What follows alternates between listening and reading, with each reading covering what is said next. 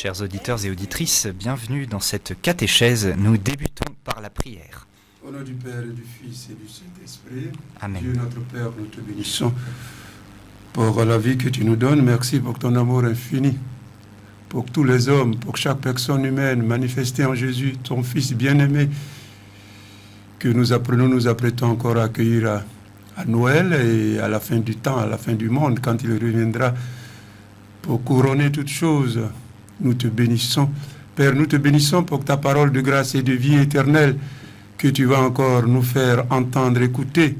Que cette parole de grâce, par la puissance et le don spirituel du Saint-Esprit, porte beaucoup de fruits. Fruits de sanctification, fruits de grâce, fruits de vie éternelle dans la vie de tous les auditeurs de Radio Maria Côte d'Ivoire, dans la vie de l'Église, la société ivoirienne et du monde et de tous les hommes. Transforme par la puissance du Saint-Esprit notre monde d'aujourd'hui en un monde d'amour renouvelé par l'Esprit Saint. Nous te bénissons, Père. Poursuis en nous, en nos cœurs et en nos âmes, dans l'Église et dans le monde, l'œuvre de grâce et de salut, ton plan d'amour que tu as inauguré en Christ et que tu poursuis en nos cœurs et par nous. Fais, Père, en sorte que par la puissance du Saint-Esprit, nous parvenions tous un jour au bonheur de la vie éternelle. Au nom du Père et du Fils et du Saint-Esprit. Amen. Bonjour à vous tous, chers auditeurs et auditrices de Radio Maria Côte d'Ivoire Mans. Vous êtes à l'écoute de la fréquence 104.7 FM. Nous vous parlons depuis le studio Cardinal Bernard Agré, depuis la cathédrale Saint-Michel-Archange de Mans. Vous êtes à l'écoute de votre rendez-vous du mercredi, la catéchèse de notre évêque, Monseigneur Gaspard Bébi-Niéba. Une émission grâce à laquelle, chaque semaine, nous permettons au Seigneur d'entrer en nous par la porte de notre intelligence, une émission par laquelle nous nous formons et nous grandissons dans notre vie chrétienne. Dans la dernière catéchèse, nous parlions des exigences de la dignité des enfants de Dieu qui nous est donnée. Et nous clôturions ainsi la dernière partie. Aujourd'hui, nous commençons un nouveau chapitre sur le discernement spirituel et c'est l'Esprit Saint qui nous guide dans ce discernement spirituel. Effectivement, aujourd'hui nous commençons donc un nouveau chapitre dans notre catéchèse, toujours à l'écoute du Saint-Esprit, dans la docilité et l'obéissance au Saint-Esprit qui fait de nous les enfants de Dieu, qui nous fait être chrétiens, parce que la vie chrétienne, ce n'est pas simplement question de bonne volonté. Non, l'initiative est de Dieu. Voilà, c'est Dieu qui a commencé dans notre vie son œuvre de grâce, de bénédiction, de vie éternelle. C'est Dieu qui l'a poursuivi, c'est Dieu qui va l'achever dans la gloire du ciel quand nous quitterons cette terre. Mais Dieu a voulu, dans son plan de salut, que chacun de nous soit participant, collaborateur, travaille avec lui à son propre salut, au salut de l'Église et du monde. Voilà, Dieu, il nous fait confiance au-delà de nos limites et de nos faiblesses. Et donc, il a voulu que nous soyons participants de sa vie divine. Comme dit le Concile, il a voulu nous élever à la communion de sa vie divine. Et cela, il le fait par le don spirituel du Saint-Esprit, par l'obéissance et par la docilité de chaque baptisé et de toute la communauté chrétienne au Saint-Esprit. Donc, nous commençons un point important de l'expérience chrétienne de Dieu. Un élément important, incontournable pour un évêque, un pape, un laïc, une femme, un jeune, peu importe. Pour vous qu'on soit baptisé, on doit le savoir. Alors, on doit le savoir, on doit le vivre. Sinon, on est chrétien, mais on n'est pas totalement chrétien. Donc, c'est le discernement spirituel. Un élément clé et fondamental, comme je l'ai dit, dans l'expérience chrétienne de Dieu. Expérience fondamentale. Fondamentale. Parce qu'il pose la question de la vie intérieure du chrétien. Et je l'ai plusieurs fois dit dans les catéchèses antérieures, que la vie chrétienne se vit d'abord à partir de ton cœur et de ton âme. C'est là-bas que chacun de nous rencontre Dieu, ou mieux, que Dieu nous rencontre, que nous le rencontrons personnellement. Donc, c'est dans l'intériorité, c'est dans la vie intérieure que s'enracine toute vraie vie chrétienne.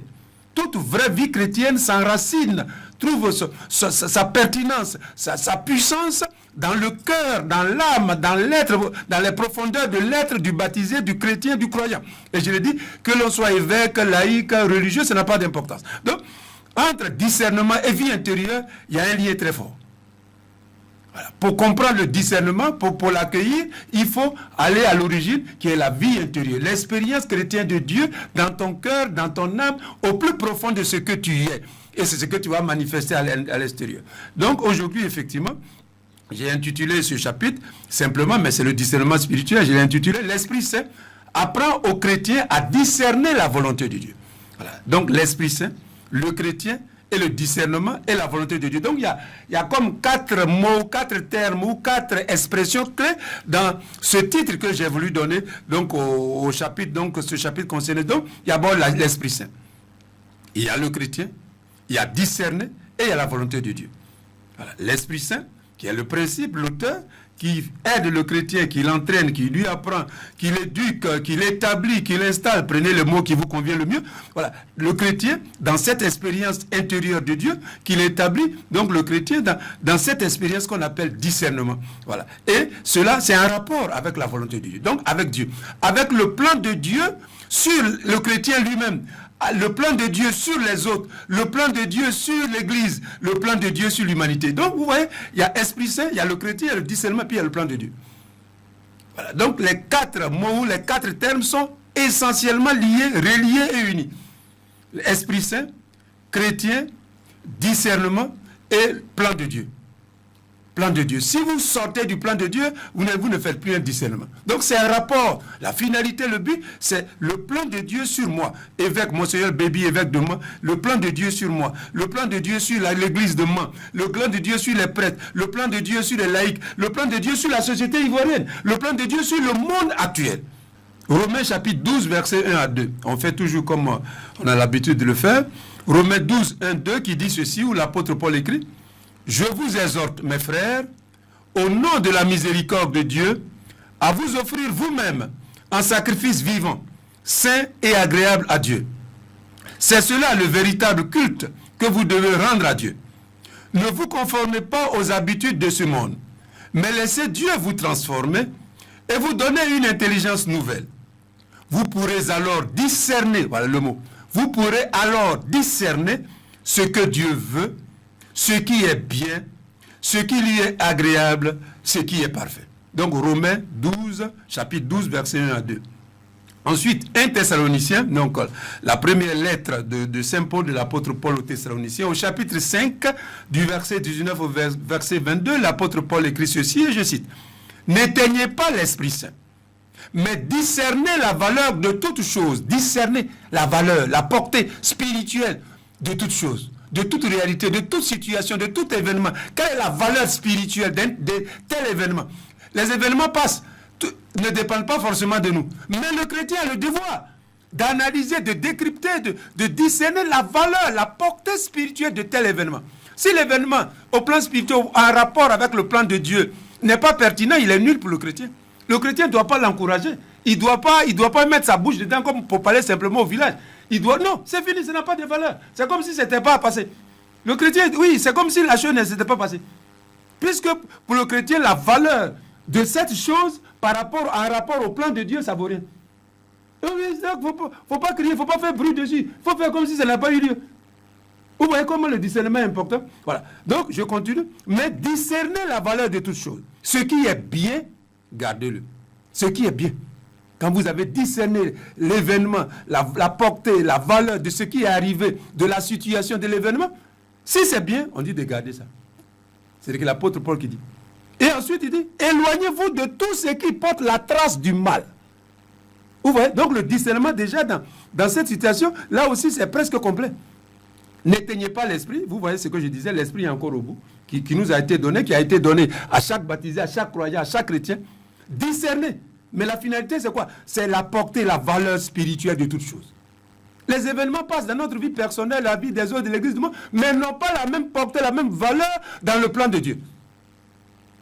C'est ça, c'est ça. C'est pour ça que c'est merveilleux le discernement. Oui, n'ont pas la même valeur. N'ont pas la même portée. En rapport avec le plan de Dieu sur moi, sur l'église, sur l'humanité. Donc, le discernement est essentiel. Vous voyez la valeur. Donc, quand tu discernes la valeur, alors il dit, dans l'événement, dans la chose, dans ce qui est arrivé, dans ce qui se passe, si tu vois qu'un rapport avec le plan de Dieu, ça ne vaut rien, on dit qu'il ne faut pas le garder. Il ne faut pas parler de ça. Il faut taire ça. Il ne faut même pas mettre ta bouche dedans. Ça ne vaut rien. Tu vas perdre ton temps tu vas faire bruit pour rien, mais chez Dieu, ça n'a pas de valeur. Ça ne va pas rester. Ça ne va pas résister. Donc, ce n'est pas la peine. C'est ça. Ne le gardez pas. Ce qui est bien, il faut garder. Mais ce qui est mauvais, ce qui porte la trace du mal, éloignez-vous de ça.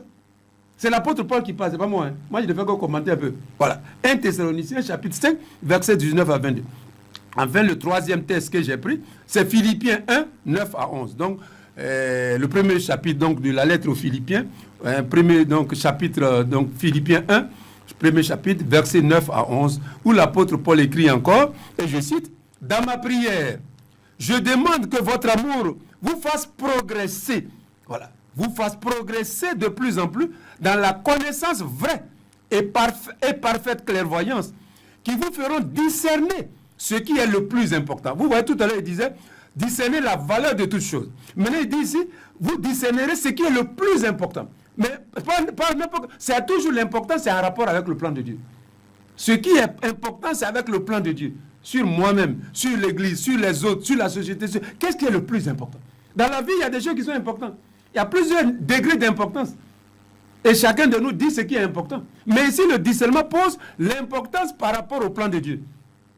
Par rapport à Dieu, à ce que Dieu veut, à ce que Dieu attend de moi, de l'Église, du monde, de ma femme, de mes enfants. Si c'est une famille, si vous êtes marié, c'est la même chose. Voilà. Qu'est-ce que Dieu veut de moi, de ma famille, dans la situation que je rencontre? Qu'est-ce qui est le plus important dans ce qui m'arrive, dans ce qui est... Qu'est-ce qui est le plus important pour Dieu, aux yeux de Dieu? Voilà. Donc, discerner, pas ce qui n'a pas de valeur, ce qui est banal, ce qui est secondaire, mais le plus important. Le plus important. Le plus important, j'insiste bien dessus. Le plus. Donc, encore une fois, il y a beaucoup de choses qui se passent dans notre vie.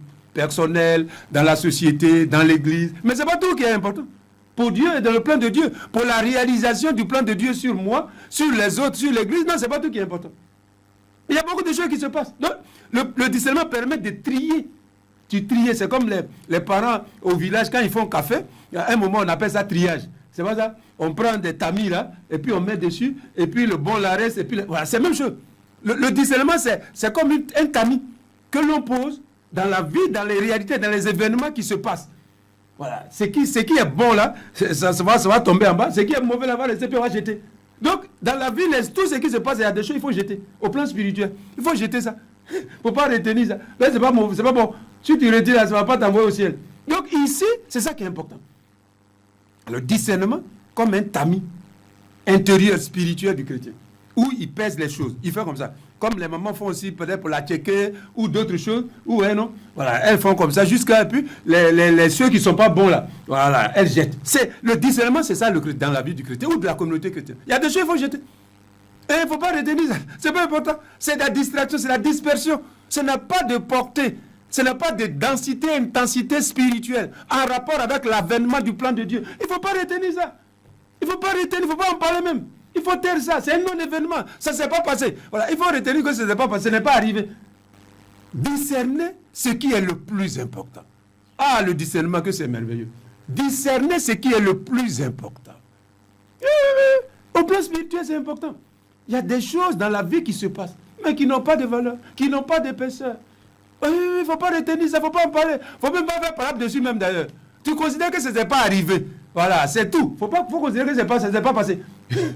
Oui, sinon tu vas perdre tes énergies pour rien. C'est pas là-bas, Dieu t'attend. C'est une distraction. Tu vas aller faire par là où il n'y a pas par là. Non. Ici, c'est tamis. Il faut peser les choses. Vous voyez, mes parents, vous qui êtes à côté de moi, merci d'être venus. C'est comme on a les bascules là, les balances là. C'est pas comme ça. Quand vous faites café là, pour savoir si c'est lourd, vous mettez sur balance, vous pesez. Vous savez que c'est 100 kilos ou c'est 80 kilos. Donc, le discernement au plan spirituel, de la vie intérieure, la vie spirituelle, c'est ça. C'est la balance. Il faut peser les choses. Il faut peser. Ce qui est lourd devant Dieu, tu gardes. Ce qui n'est pas lourd, allez, faut quitter là. Tu ne veux pas venir ici. Non. Tu es en train de me distraire, tu ne vas pas m'avoir au ciel. Tu vas me distraire, tu vas me disperser. Non, je ne vais pas là-bas. Mon frère, c'est bon, mais il ne faut pas perdre mon temps. C'est comme les mamans. Elles vont marcher, elles ont pris le truc, elles sont chouettes, ça va au marché pour vendre. Et puis elles trouvent quelqu'un là, quelqu'un sur la route, qui est en train de causer, lui il ne fait rien. Il n'a pas de banane pour vendre au marché. Est-ce que la maman va rester là pour parler à lui? Non. Il va un moment, il va dire non, tu perds mon temps, mon frère. Tu vois, si je ne fais pas vite là, les gens ne vont pas acheter mes marchandises là. Attends, quand je vais revenir, quand j'aurai le temps, quand je vais m'amuser, je vais venir. Mais pour le moment, je suis au sérieux. Donc, le discernement pose le sérieux de la vie spirituelle d'un chrétien. Le sérieux, la pertinence, la crédibilité, la force. Oui, toute vie chrétienne ne se ressemble pas. Si elle n'est pas entrée dans le discernement, si le baptisé n'est pas... Non, Il peut perdre sa vie chrétienne dans les trucs futiles, secondaires, qui n'ont rien à voir avec la réalisation du plan de Dieu sur lui-même. Ça n'a rien à voir avec la réalisation du plan de Dieu sur sa propre vie. Ça n'a rien à voir. Vous voyez pourquoi le discernement est important? Ah, il est essentiel. J'ai dit, mais qu'on le soit pape, que l'on soit évêque. Ici, ce n'est pas question de grand... On est au même niveau, c'est tout baptisé. Tout baptisé.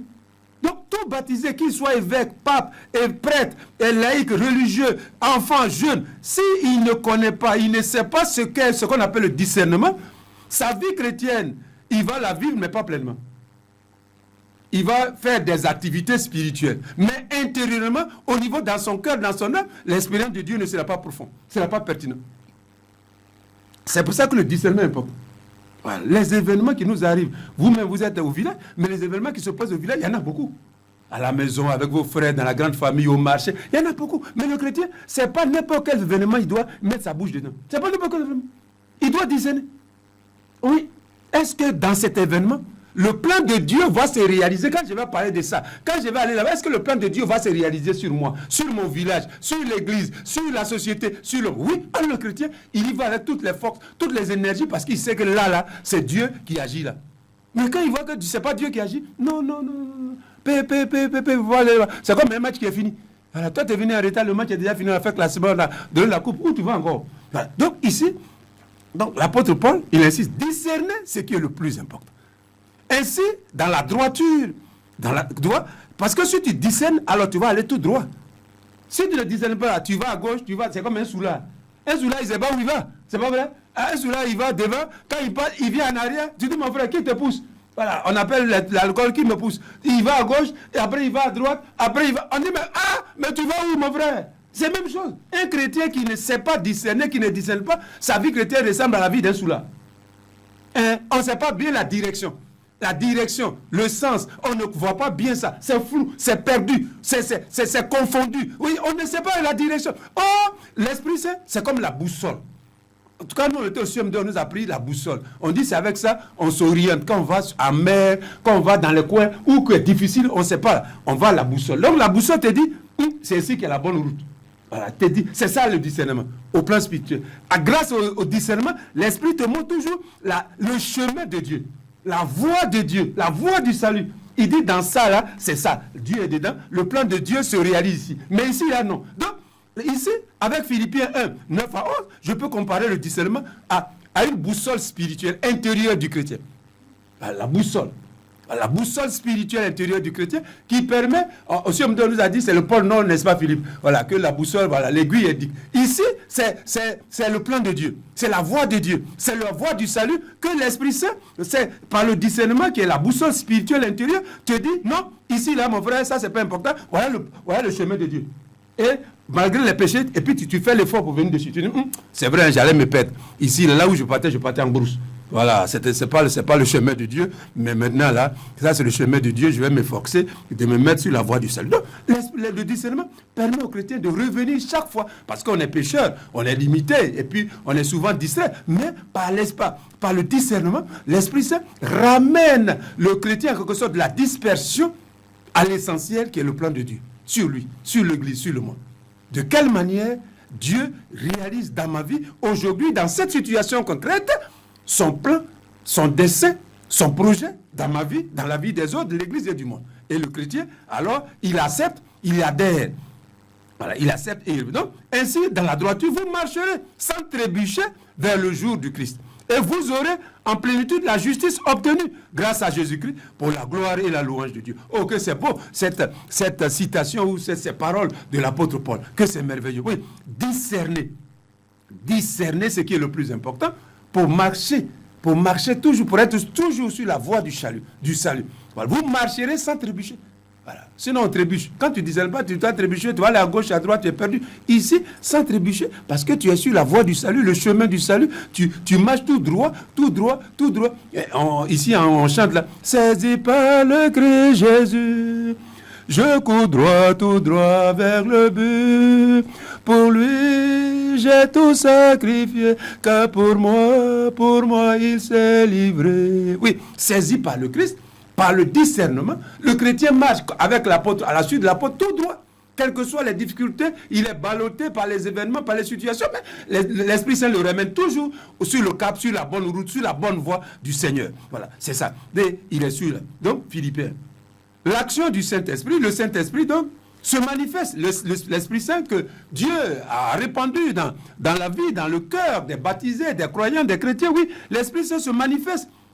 Au mieux, se manifeste particulièrement dans ce qu'on appelle le discernement spirituel. Donc, manifestation, expression, voilà, dans la vie du baptisé, du Saint-Esprit.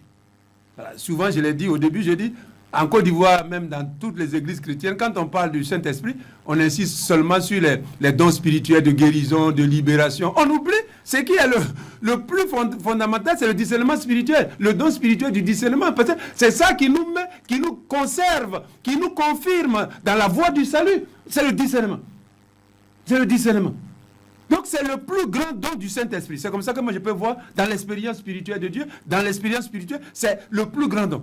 Parce que ça te maintient, ça te confirme. Au lieu d'aller à gauche, à droite, derrière, tu ne sais plus où tu es, l'Esprit Saint, voilà, par le discernement, te maintient malgré les difficultés, malgré les péchés, les faiblesses. L'Esprit Saint, en quelque sorte, te pousse, t'accompagne, et ainsi, tu vas résolument vers la gloire du Seigneur. Donc, pour moi, c'est le plus grand don spirituel du Saint-Esprit. À part, bien sûr, l'Esprit Saint a fait de nous ses enfants, les enfants de Dieu. Après ce don-là, de l'adoption filiale, c'est le deuxième grand don. C'est la lumière intérieure, le discernement, c'est la lumière intérieure des enfants de Dieu.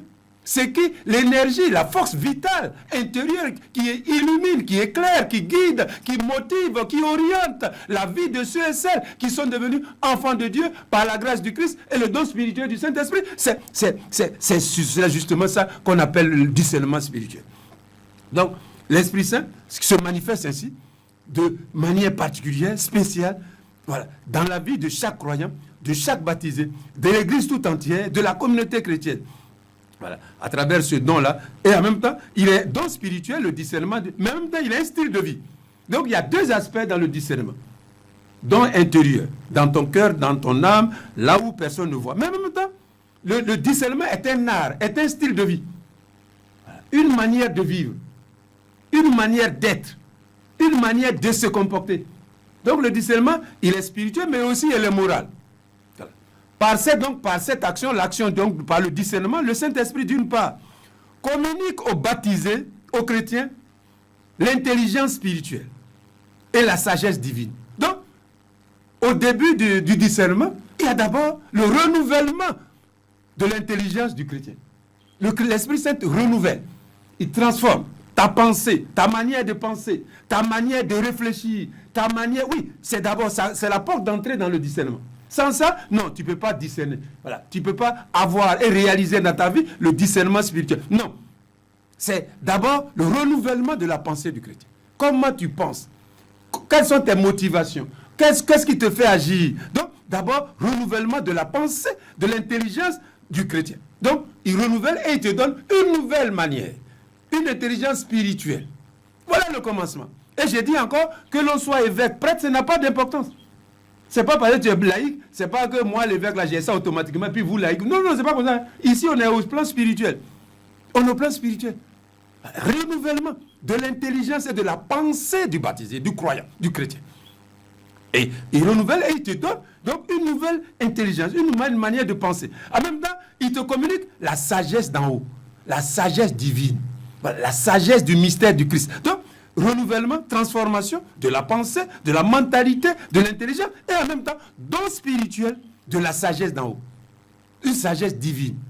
Sagesse divine. La manière divine de voir les choses, ta vie, la vie de l'Église et du monde. Oui, l'Esprit Saint te donne ça. Tout ça, ça fait partie du discernement. Ça fait passer le commencement. La sagesse. Il y a plusieurs types de sagesse. Il y a la sagesse des livres. Quand tu es parti beaucoup à l'école, tu as la sagesse des livres. Si tu es, par exemple, Dida, tu as la sagesse, tes parents t'ont éduqué, tu as la sagesse d'Ida. Si tu as fait, tu as beaucoup. Mais ici, c'est la sagesse de Dieu. La sagesse du mystère du Christ. C'est dedans que le discernement, l'Esprit Saint, confirme et consolide l'expérience chrétienne de Dieu, du baptisé. Voilà, dans le mystère, la sagesse du mystère du Christ. Est-ce que ce chrétien a la sagesse du mystère du Christ? Est-ce que ce baptisé a la sagesse du mystère du Christ? Est-ce que l'évêque Bébi a la sagesse du mystère du Christ? Oui, voilà. la question, l'interrogation, la provocation que suscite le discernement spirituel. À nous tous, comme je l'ai dit, ici, là, on est la même chose. À nous tous, prêtre, évêque, pape, oui, l'Esprit Saint nous demande, est-ce que mon Seigneur bébé a la sagesse du mystère du Christ, la sagesse des choses de Dieu, des réalités d'en haut? Ça pose ce problème, le discernement. Voilà. Et d'autre part, l'Esprit Saint, justement, dans le don, dans l'art du discernement, oui, rend le chrétien donc aussi capable. Voilà, deuxième niveau. Rend donc le chrétien capable de prendre, en toute situation concrète, la décision morale. Donc, il lui donne cette capacité. Il est capable. La capacité. La capacité. C'est comme vous avez 100 kilos, vous avez un sac de 100 kilos de riz, mais ce n'est pas tout le monde qui peut soulever ça. Il y a des gens qui peuvent soulever. Mais toi, tu viens, tu touches, tu veux bien, tu as la bonne volonté. C'est pas ça? Quelquefois, quand nous étions enfants, c'est comme ça qu'on faisait. Le papa envoie un seau d'eau là, la maman, on dit non, je vais prendre. Tu viens, tu touches, tu vois que c'est lourd, hein? Tu dis oh, vraiment. Et puis tu laisses ça au papa ou à la maman. Voilà. Donc, c'est ça. Ici, là, c'est pas la bonne. Pour être chrétien, la bonne volonté ne suffit pas. Oui, il faut être capable. La capacité, il faut l'avoir. Et ici, c'est l'Esprit Saint qui te donne ça.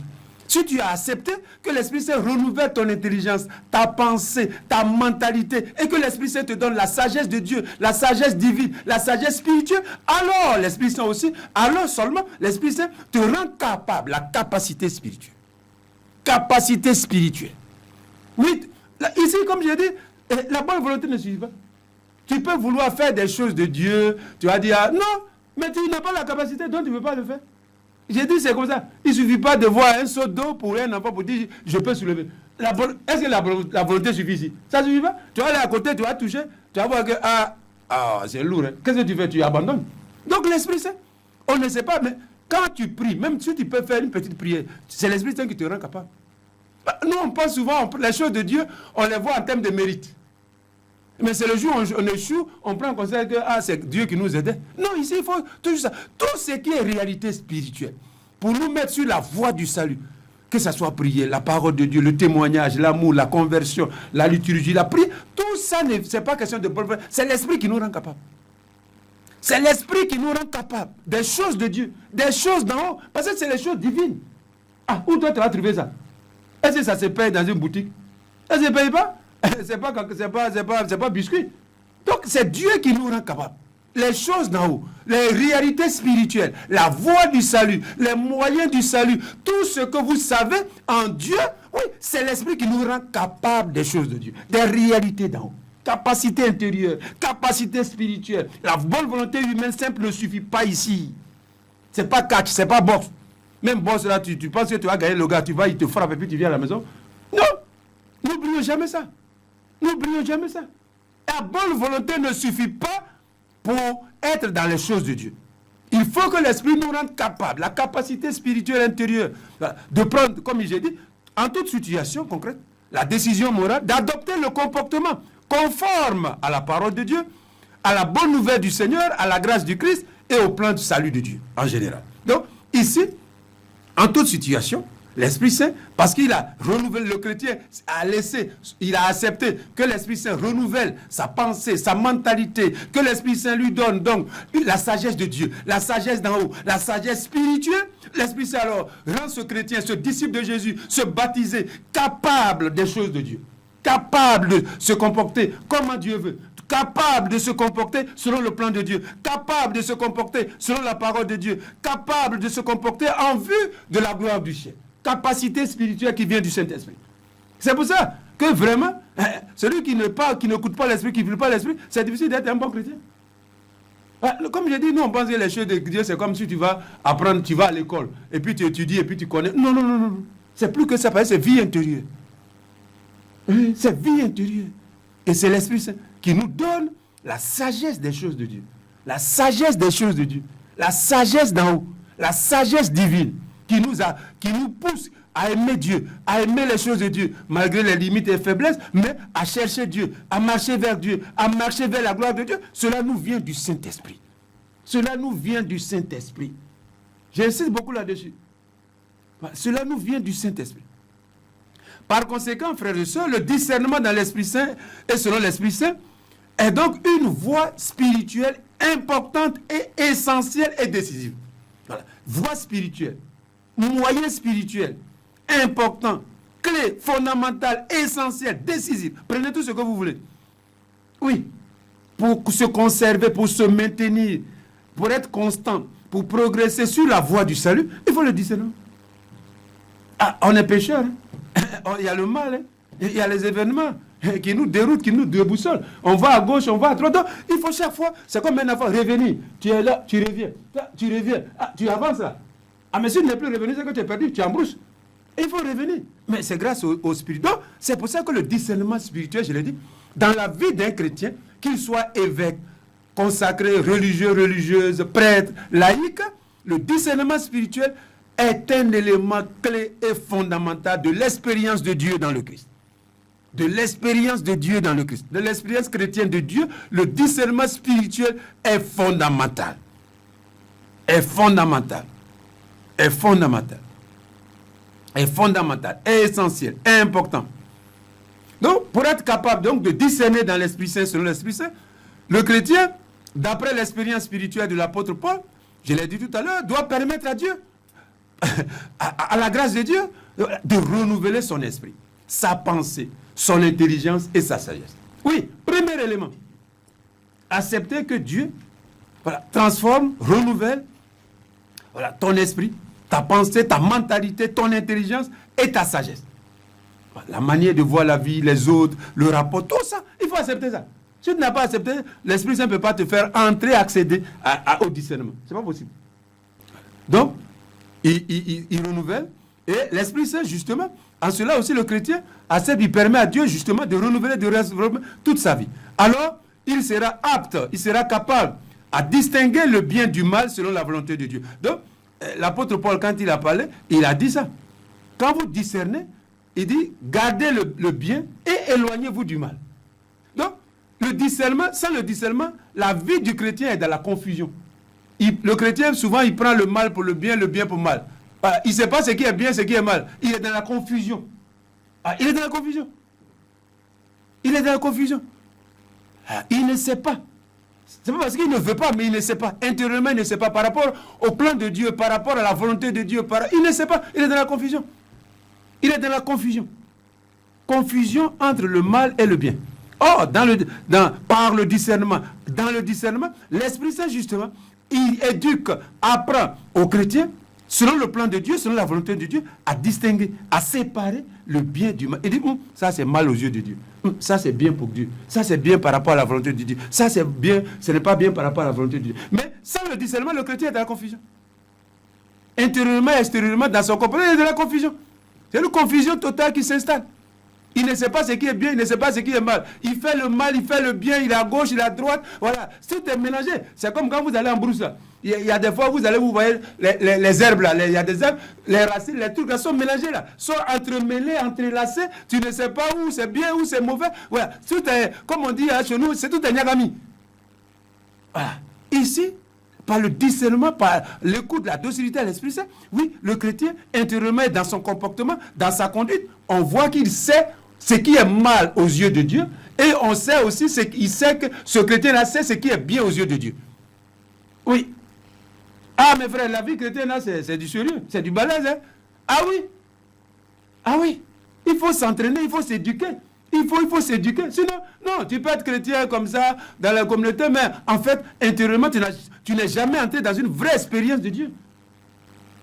Donc, l'Esprit Saint permet aux chrétiens, donc, de distinguer, mais ensuite, d'apprécier, troisième niveau, d'apprécier les choses de Dieu, de les apprécier, de les aimer, de les désirer.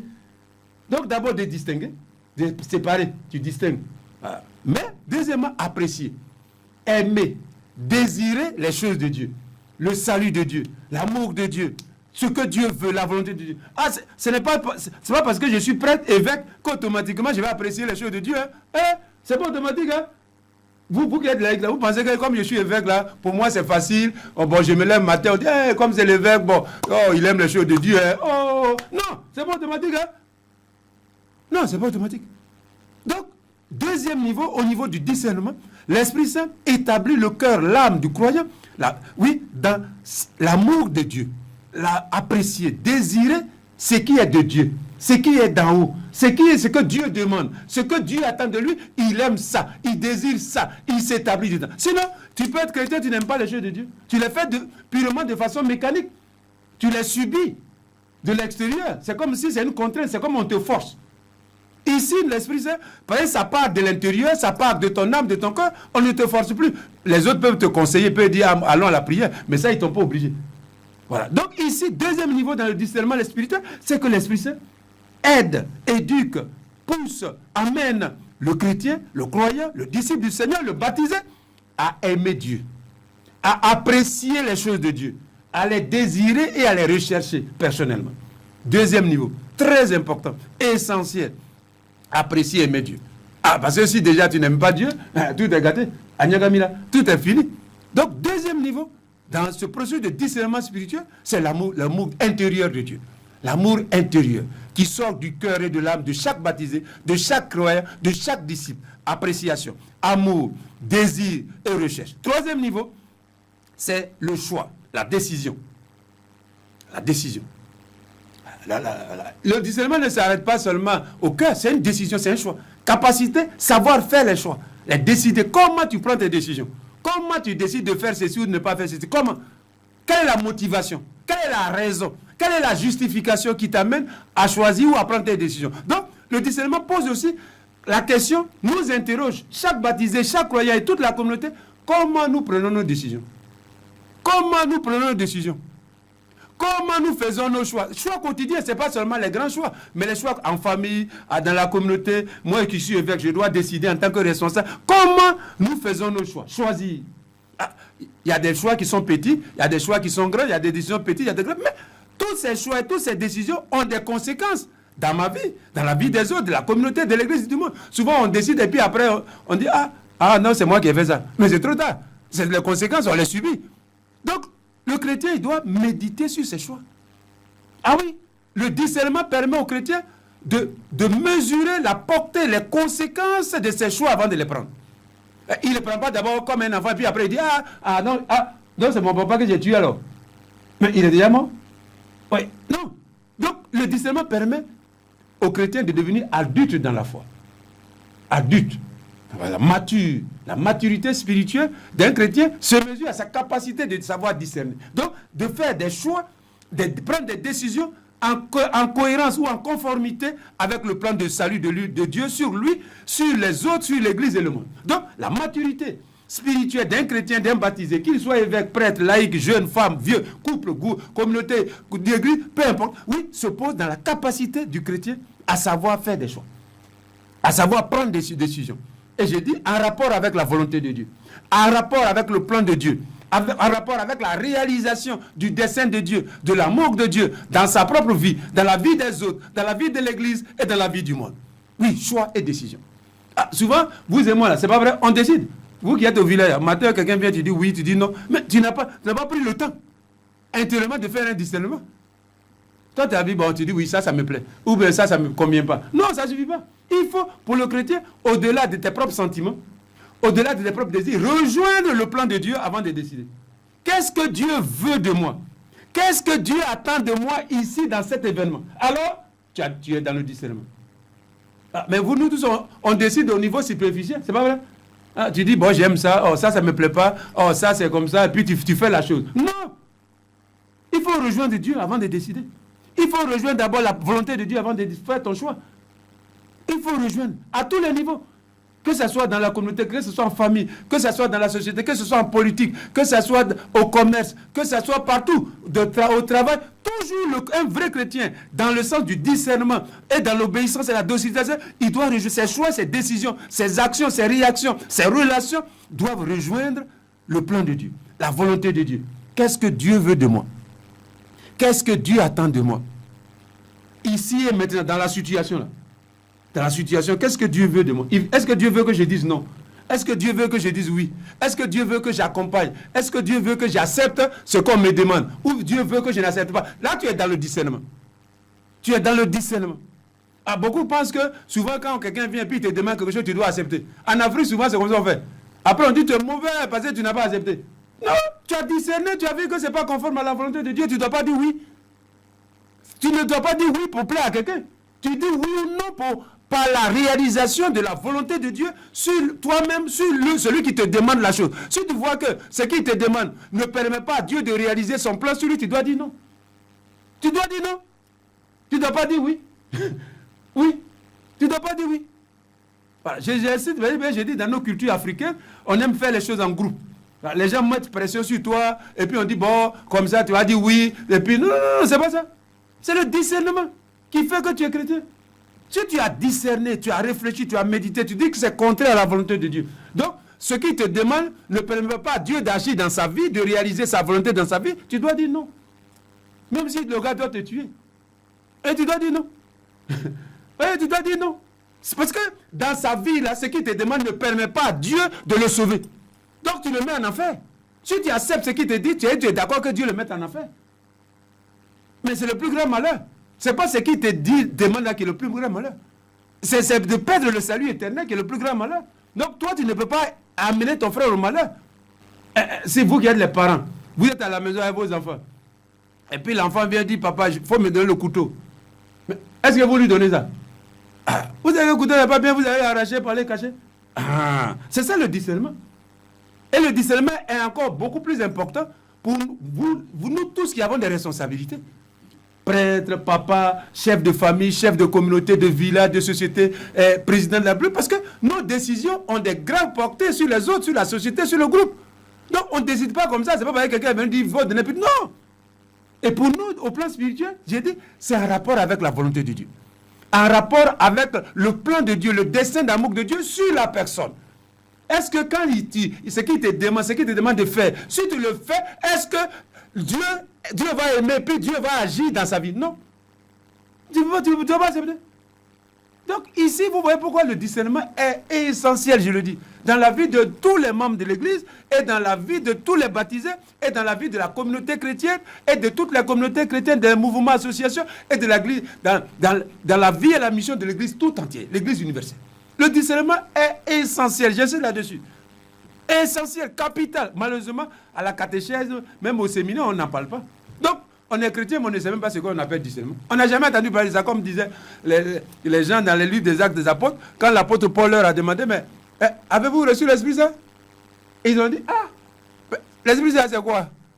Et ils ont dit, mais nous, on n'a pas reçu. Il a commencé à expliquer, et on dit à la fin, l'apôtre Paul leur a imposé les mains, et ce jour-là, il reçut l'Esprit Saint. C'est la même chose. Il y a beaucoup de notre vie, dans notre vie, comme j'ai dit là, on n'a jamais entendu ce qu'on appelle discernement. Mais comment on peut vivre la vie chrétienne? Voilà. Comment on peut vivre la vie chrétienne? On ne peut pas la vivre pleinement. Donc, le discernement pose aussi, comme je l'ai dit, la question du choix ou des choix du baptisé, du croyant, du chrétien et de la communauté chrétienne. Les choix, les décisions, les actions, les réactions. Voilà. C'est l'autre portée essentielle. Comment tu prends tes décisions? Comment tu fais tes choix? Les décisions, comme j'ai dit, elles sont petites souvent, mais elles sont aussi grandes. Elles ont des portées, des conséquences dans ma propre vie.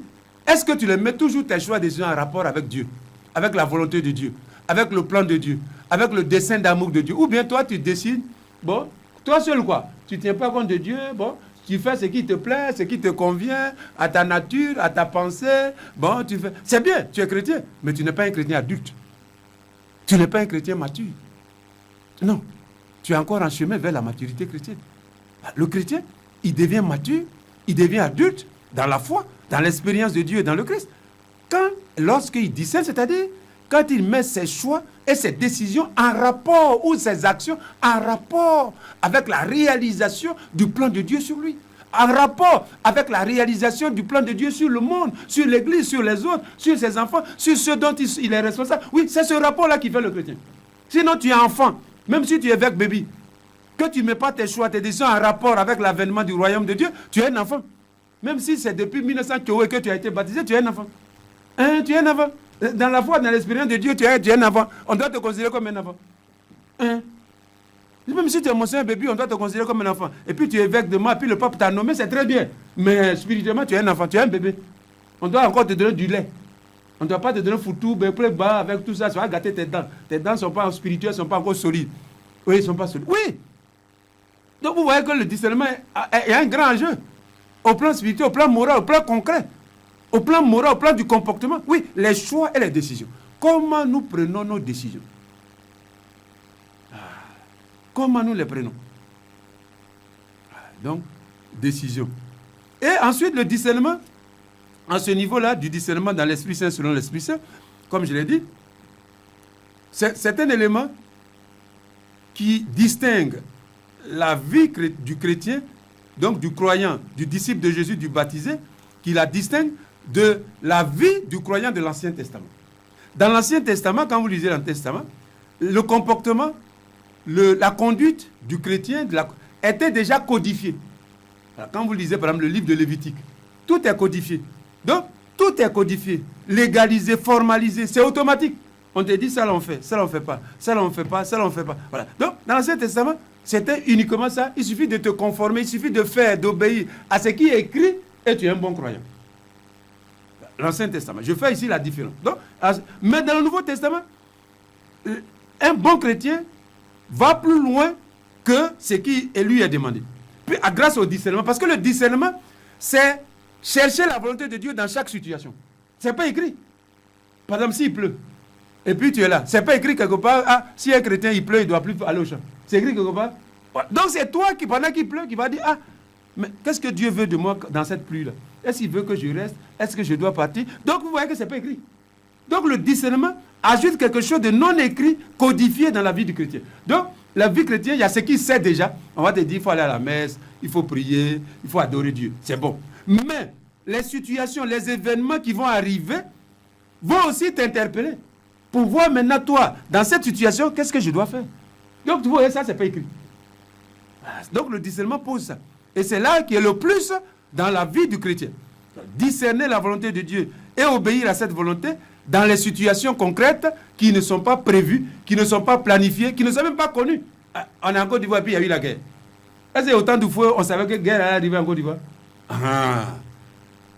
C'est pas écrit quelque part. Mais la guerre est arrivée. On devait faire le discernement. Dans la situation de guerre, qu'est-ce que Dieu attend de nous? Qu'est-ce que Dieu veut de moi? Comment dans cette situation je dois accomplir la volonté de Dieu? Mais nous tous, chacun se fâche, chacun commande, on lit les journaux politiques, chaque chrétien, il prend une mentalité. Oui, on ne fait pas le discernement. Oui. Donc c'est dans chaque situation imprévue qui arrive, accidentelle, ponctuelle, que le chrétien, justement, il doit, à l'écoute du Saint-Esprit, discerner la volonté de Dieu. Qu'est-ce que Dieu veut de moi, ici et maintenant? Qu'est-ce que Dieu attend de nous? Si c'est un groupe, si c'est un village, si c'est un pays, si c'est l'église, à tout entier. Oui, dans la situation, comment nous devons accomplir la volonté de Dieu? Comment? Mais ce n'est pas facile, ça demande souvent conversion, changement de mentalité. Parce que quand on est habitué à quelque chose, on ne veut pas accepter la nouveauté. Donc, mais le discernement pose ça. Toujours, dans la situation concrète, actuelle, dans l'imprévu, dans ce qui arrive ou qui est arrivé, comment accomplir la volonté de Dieu? Ensemble ou individuellement, comment ici, maintenant, là? Qu'est-ce que Dieu nous demande? Un changement de mentalité, un changement de comportement, une nouveauté. Voilà. De quelle manière? Donc, c'est ça qu'il faut chercher. Donc, pour le chrétien, ce n'est pas les événements qui sont le problème. C'est la capacité du chrétien ou de la communauté chrétienne à discerner dans la situation la volonté de Dieu. Qu'est-ce que Dieu veut de moi? J'ai pris l'exemple de la guerre, parce que c'est une expérience triste, mais qui peut faire réfléchir. Voilà, la guerre est arrivée. Il est dit, chacun de nous a commenté oui ou non. Mais non, le chrétien doit aller plus loin que l'apparence, que ce que tout le monde dit, tout le monde voit, pour rejoindre Dieu, le plan de Dieu, sur la Côte d'Ivoire, sur l'humanité, sur la société, sur le baptisé. Comment ici, dans cette situation, l'amour de Dieu doit se réaliser? L'amour de Dieu. Oui. Donc, le discernement permet aux chrétiens d'aller en profondeur des choses. En profondeur. Parce que la nature humaine, dès qu'un événement arrive, chacun de nous, c'est spontanément, tu donnes ton avis, ton opinion, ce que tu penses, ce que tu désires. Voilà. Mais le chrétien, il doit aller au-delà des apparences, au-delà de l'opinion générale, au-delà de ce que tout le monde pense. Il doit aller au-delà. Donc, descendre en profondeur pour rejoindre Dieu, la volonté de Dieu, le plan de Dieu, le projet de Dieu, l'amour de Dieu. Voilà. Alors là, tu remontes en arrière, en surface, et alors tu agis parce que tu as fait un grand discernement en profondeur, tu as fait un discernement. Et j'ai dit, ce n'est pas facile pour vous et pour moi et pour nous tous. Parce que spontanément, quand un événement arrive, selon notre nature, selon notre caractère, selon notre tempérament, on y va, on fonce, on va tout droit. Non, le chrétien doit aller en profondeur. Le discernement puisque Dieu a répandu l'Esprit Saint, comme dit l'apôtre, dans notre cœur, dans les profondeurs de notre être, alors le discernement peut se rejoindre toujours dans tout événement, dans toute situation, dans tout ce qui t'arrive, nous arrive, on doit écouter le Esprit Saint, au-delà de nous. Laissez les émotions, les sentiments comme ça, des apparents, des spontanés. Non, laissez la nature, écouter, dépasser le désir de la nature humaine. Dépasser, comme dit l'apôtre, le désir. Qu'est-ce que la nature humaine te dit de faire dans la situation? Il faut dépasser ça. Il faut franchir cette barrière pour rejoindre à l'intérieur, au-dedans de moi, la présence, l'action du Saint-Esprit. Alors, tu écoutes Dieu et sa volonté. Tu écoutes Dieu et sa volonté. Qu'est-ce que Dieu veut de moi? Ici et maintenant. Qu'est-ce que Dieu veut de moi? Un changement de comportement. Et de quelle manière je dois changer de comportement? Si tu acceptes ça, tu vas voir que ce qui était difficile est devenu lumière. Mais souvent, c'est le refus de la conversion. Le refus de ce que Dieu nous demande dans la situation. La résistance à ça qui nous fatigue plus que la chose elle-même. Oui, c'est ça qui nous fatigue. C'est pas la chose qui nous fatigue, mais c'est la résistance à la volonté de Dieu dans la situation qui nous fatigue. Oui. Et comme je l'ai dit, il y a eu guerre. Mais si tu découvres en tant que baptisé que tous les hommes doivent s'aimer, que tous les hommes doivent s'accepter, et que tu acceptes ça, c'est fini. Tu as eu la lumière. C'est comme tu as porté les lunettes, c'est fini. Tu as vu la route, c'est fini. Mais si tu refuses, par exemple, l'amour de Dieu dans la situation, tu vas rester là à regarder rancune, à te fâcher, à faire palabre à gauche. Mais c'est faux. Parce que là, tu n'es plus dans le plan de Dieu. Là, tu n'es plus dans le projet de Dieu. Là, tu n'es plus dans la volonté de Dieu. Donc, c'est vrai, tu es chrétien, tu es baptisé, mais là, tu es en brousse. Tu es en brousse. Donc, vous voyez que le discernement spirituel pose la question de la maturité spirituelle d'un chrétien. La maturité spirituelle d'un baptisé. Est-ce que ce chrétien est adulte dans la foi? Est-ce que ce chrétien est mature dans la foi? Ou c'est encore un enfant? That is the question, disent les Anglais. Oui, c'est pour ça que j'ai dit le discernement spirituel est essentiel dans ma vie d'évêque, dans votre vie de couple, de baptême. Non, sinon tu es enfant. Si tu ne sais pas ce qu'on appelle discernement, que tu n'as jamais discerné, non, tu es bien, tu viens à l'église, c'est bon, tu n'es pas en enfer, mais tu es encore bébé, tu es encore un enfant. Même si tu as été baptisé en 1830, non, tu es encore un enfant. Dans la foi, dans la vie chrétienne, dans l'expérience de Dieu, tu es encore un bébé. On doit te donner du lait, on ne doit pas te donner foutu, sinon tes dents vont quitter. Tes dents spirituelles, tu vas les casser. Donc vous voyez que le discernement spirituel est fondamental. J'insiste beaucoup. Est essentiel, est capital, est décisif dans l'expérience chrétienne de Dieu. Dans l'expérience en Christ. La vie de Dieu en Christ, la vie divine en Christ, la vie de la grâce.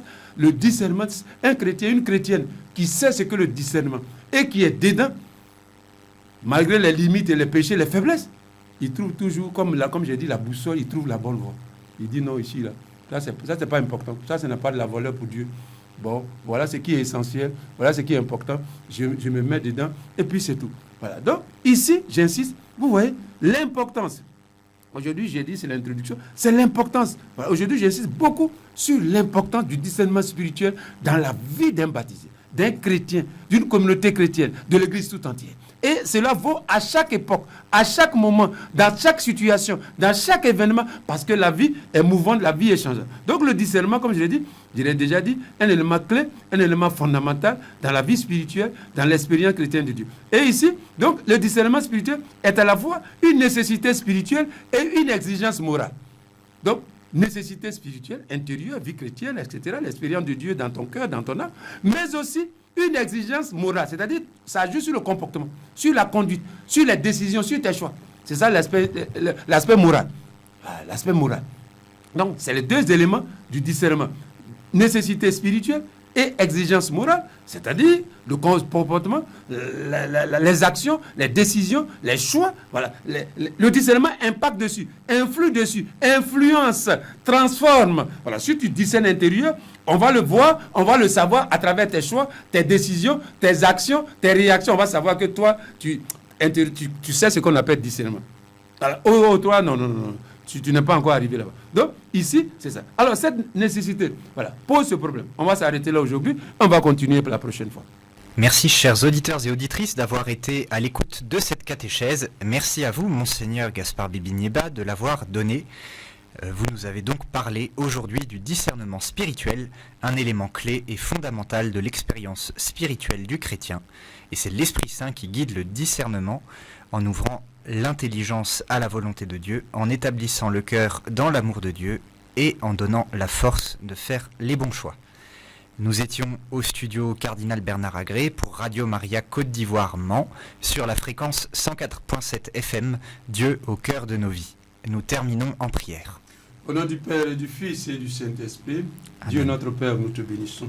Pour la vie que tu nous donnes, nous te bénissons. Pour ta parole de grâce, de vie éternelle que tu viens de nous faire entendre, écouter, fais en sorte que par la puissance du Saint-Esprit, que l'Esprit Saint nous conduise sur la voie du salut, que nous puissions entrer, nous laisser conduire, transformer par l'Esprit Saint, nous laisser guider, orienter par l'Esprit Saint, pour que nous participions à la transformation de l'humanité du monde en un monde d'amour, de fraternité dans le Christ, lui qui est vivant pour les siècles des siècles. Amen. Au nom du Père et du Fils et du Saint-Esprit. Amen. Amen.